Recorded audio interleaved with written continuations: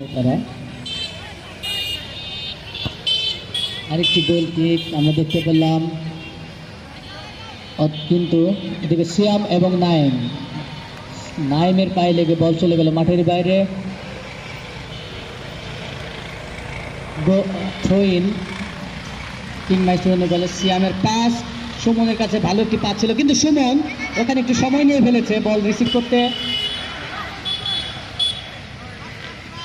সময় নেওয়ার কারণে আমরা দেখতে পেলাম ওখানে সাব্বির একটু সময় নিয়ে ফেলার কারণে সে বলটি রাখতে পারেনি। আবারও সেই সুমন থেকে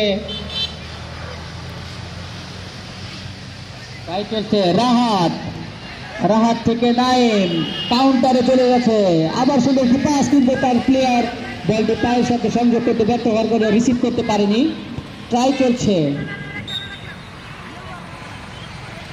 গোল কিক কিংমাস্টার অনুকূলে।